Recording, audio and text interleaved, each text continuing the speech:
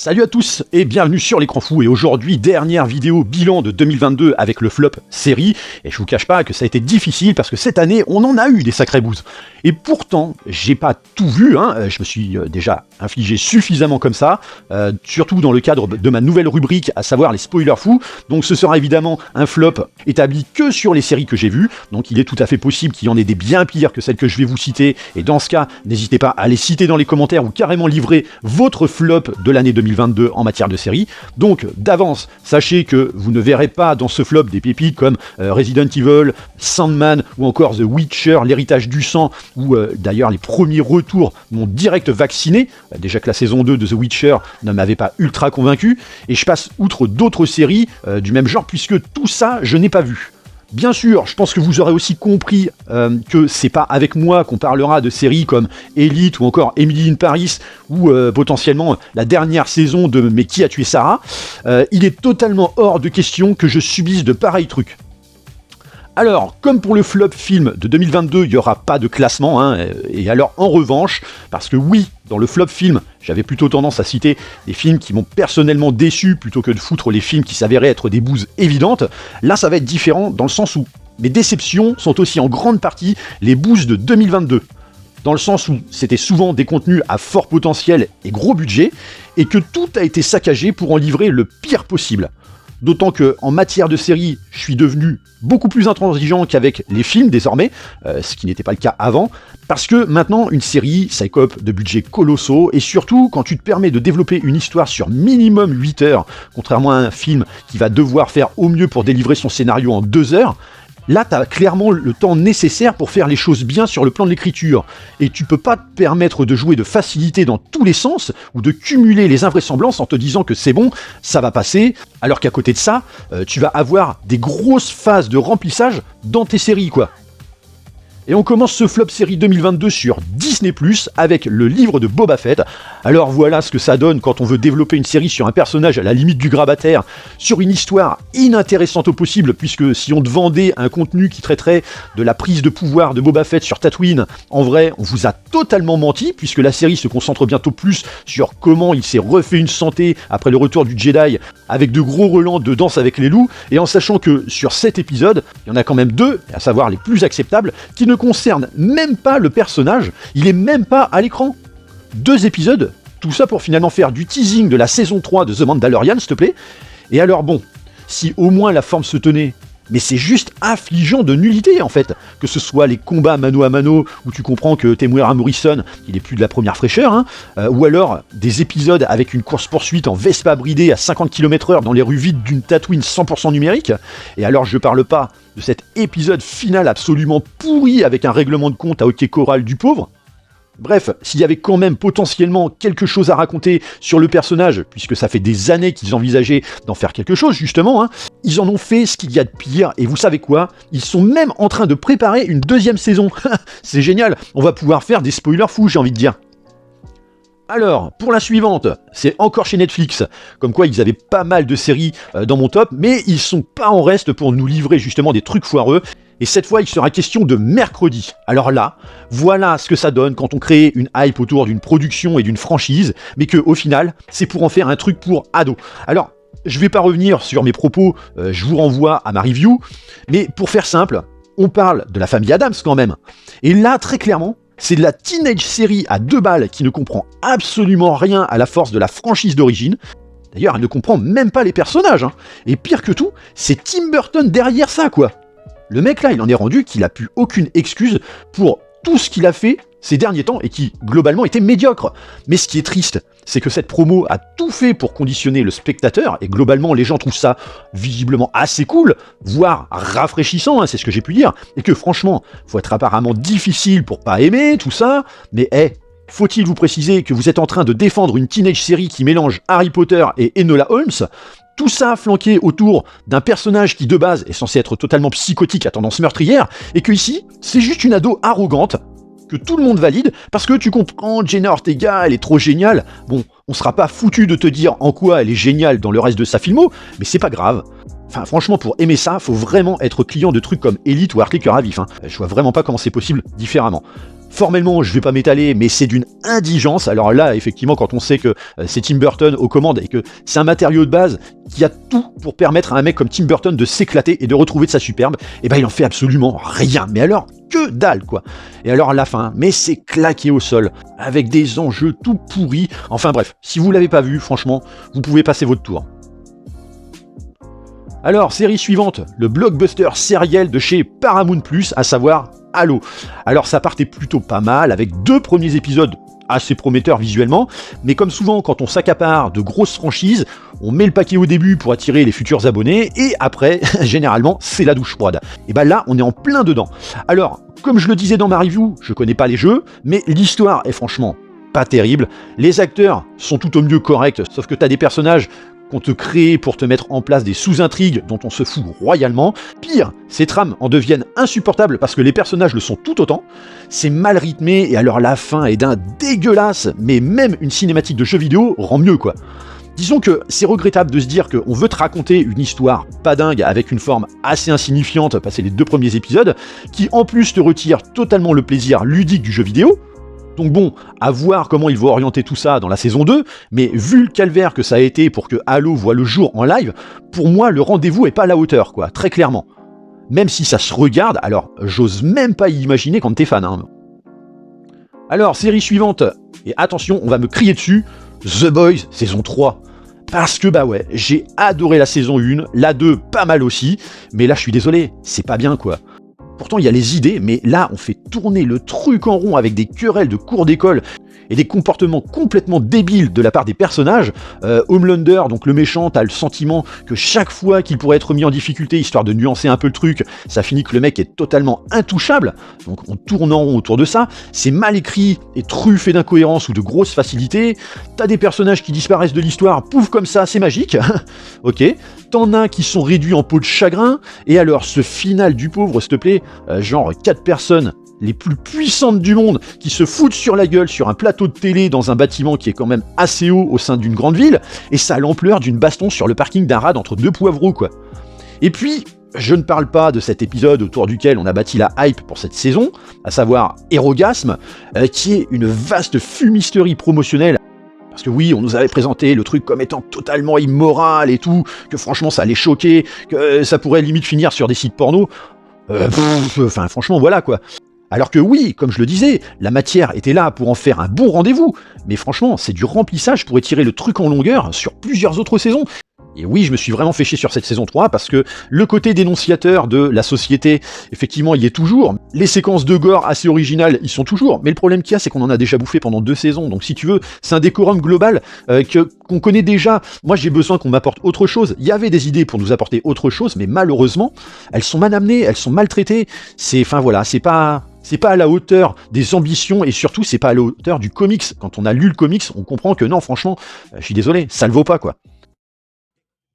Alors, série suivante, on retourne chez Netflix avec The Watcher. Alors, une série que j'avais bien envie de voir dans le sens où j'aime bien les productions de Ryan Murphy de manière générale. Alors attention, hein, pas toutes évidemment, mais que après la hype qu'avait procuré Dahmer, ça donnait assez envie quand même. Surtout qu'en plus, ça prétendait s'inspirer de faits réels.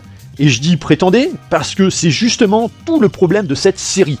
Dans le sens où The Watcher raconte le cauchemar que vit une famille ayant emménagé dans un quartier au demeurant tranquille, dans une maison qui finalement s'avère être pleine de secrets, avec un voisinage extrêmement louche. Tout le monde au sein de la ville est quand même très très très bizarre avec les nouveaux occupants, tandis qu'un corbeau leur envoie des lettres et que la famille s'attire involontairement les pires emmerdes en tentant de démêler le vrai du faux dans toute cette histoire. Mais sauf que le seul truc qui s'inspire de faits réels, c'est le fait qu'une famille a autrefois emménagé et reçu des lettres.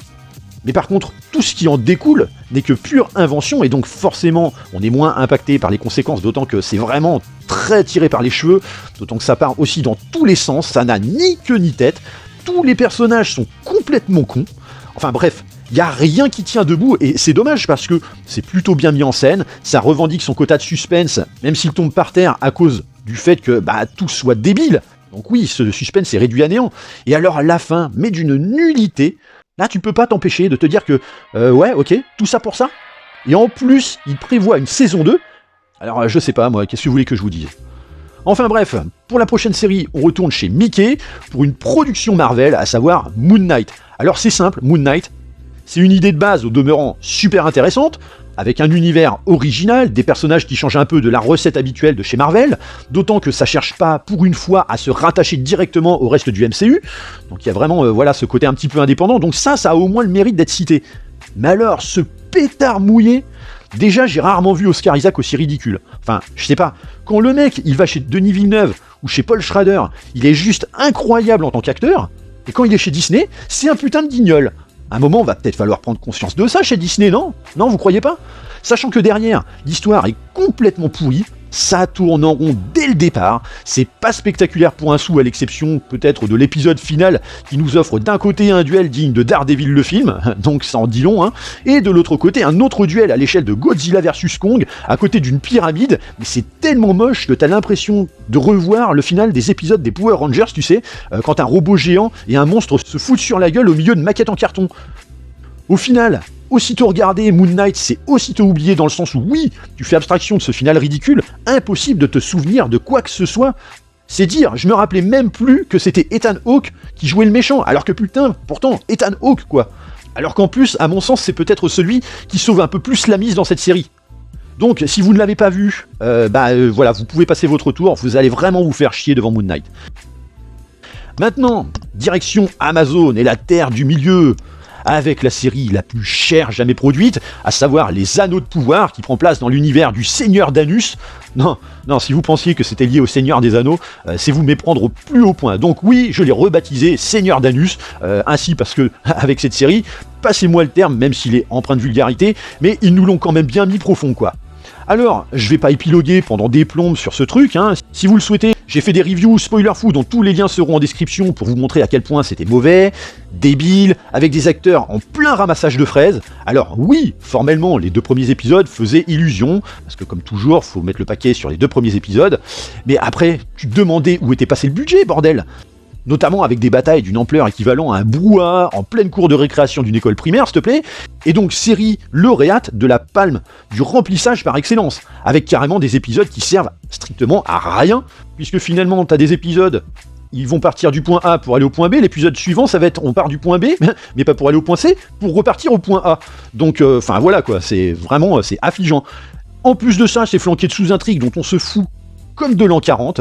D'ailleurs, l'ironie de cette série, c'est qu'à la diffusion des 2 premiers épisodes, Amazon s'était targué d'avoir explosé les chiffres face aux concurrents House of the Dragon, et puis après qu'on ait découvert justement la farce qu'ils nous ont concoctée, mitonnée aux petits morceaux de wokisme, eh bien ils n'ont plus jamais joué les vantards, vu que l'Ultimate s'était littéralement cassé la gueule comme jamais, tandis que Amazon s'amusait au jeu de la censure sur tous les avis négatifs parce que justement ils n'assument pas d'avoir fait nawak avec une telle franchise. Et puis surtout, c'est bien gentil de venir dire que non, ça n'est pas rattaché justement à la franchise du Seigneur des Anneaux ou encore du Hobbit réalisé par Peter Jackson, mais sauf que derrière ça en reprend beaucoup de choses, ça reprend beaucoup d'esthétique, le Balrog est le même, Sauron est le même, etc. Donc faut arrêter 5 minutes. Et autant si effectivement Peter Jackson savait se conformer justement à une certaine lenteur, mais sans que ce soit pour autant indigeste, là franchement, mais c'est lent, mais c'est incroyable quoi, c'est hyper mal rythmé, donc franchement... ouais, vraiment très laborieux. Alors je sais plus, je crois qu'il y avait 8 épisodes, ou 10, enfin bref, de 1 heure à chaque fois, mais moi j'ai eu l'impression que ça en paraissait le double, quoi. Donc voilà, je sais pas ce que vous en avez pensé de cette série, mais personnellement, moi, énorme déception, surtout pour le budget qui a été livré. Alors maintenant, on repart chez Disney+, encore, avec du Marvel, encore, puisque j'ai décidé de placer ici She-Hulk, alors que je n'ai vu que 2 épisodes. Mais voilà, désolé, là, c'est juste pas possible, quoi. J'ai même pas eu le courage d'aborder cette série pour en faire du spoiler fou, tellement c'est mauvais à tous les niveaux, c'est irregardable. Qu'on ne vienne pas me dire que mais si, c'est hyper rafraîchissant, tu comprends pas, c'est le délire des comics. Non, je suis désolé. Si je veux me rafraîchir, je prends une douche, ou je me remate potentiellement The Office, Malcolm, Brooklyn Nine-Nine, Friends, Rick et Morty ou même Futurama, je m'en fous. Mais là, non, c'est le fond des chiottes, quoi. À quel moment on peut se trouver une dignité en regardant ce truc avec plaisir sans se facepalmer 3 fois par épisode? Je vous pose la question, n'hésitez pas à me répondre dans les commentaires parce que je ne comprends définitivement pas. Dès le premier épisode, ça chie littéralement sur le personnage de Hulk, déjà, Hulk qui pourtant a été un pilier du MCU sur 3 phases et qui a contribué à sauver notamment l'univers, rien que ça. Tout ça pour que finalement il soit réduit en peau de chagrin afin de mettre en avant l'émancipation de la femme avec l'ingratitude la plus crasse possible, dans un écrin à la Ali McBeal du pauvre, mais même pas drôle, voire carrément honteux. Alors les effets spéciaux, j'en parle évidemment pas, c'est ignoble, les personnages sont bons à tarter. Alors ok, je comprends qu'on veuille féminiser les super-héros parce que le progressisme, tout ça, et que oui, le personnage n'avait de toute façon pas l'étoffe d'un film ciné, mais il y en avait même pas plus d'intérêt à en faire une série, quoi. Et là, en matière de progressisme, tu peux pas faire plus contre-productif, quoi. Je veux dire, à quel moment t'as le sentiment, après 3 phases de super-héros Marvel, qui ont sauvé le monde et l'univers, tu te dis que la relève à ça, c'est des super-héroïnes dont une meuf qui se met à faire du twerk en tailleur, s'il te plaît. Bref, je pense que j'en ai assez dit, donc voilà, on passe à la série suivante. Et alors, c'est décidément pas de peau parce que justement, on reste encore chez Mickey avec Willow. Donc, série qui prend place 20 ans après les événements du film culte de 1988, produit par George Lucas, s'il vous plaît. Et alors là, plus torche-balle wokiste que ça, tu meurs. D'ailleurs, la série fait actuellement l'objet de vidéos spoiler fous sur ma chaîne, dont tous les liens sont disponibles dans la description si jamais vous voulez les voir. Alors il faut savoir que la série n'est pas finie puisqu'il reste un épisode, mais là de toute façon ça pourra pas sauver les meubles puisque de toute façon ils ont été littéralement jetés au feu les meubles. Et là effectivement c'est une série qui s'appelle Willow, mais dont le personnage de ce nom est relégué au 3e plan, c'est fabuleux quand même, parce que l'objectif du showrunner, et ça ce sont ses mots, c'est de délivrer du wokisme au forceps plutôt que de raconter une histoire. C'est-à-dire que non, on ne cherche pas à te proposer une vision progressiste, on te l'impose. Tu veux du Willow, ok, penche-toi en avant et tous un bon coup. Là, on s'en fout clairement d'honorer un classique. On se sert juste de sa renommée filmographique à des fins politiques.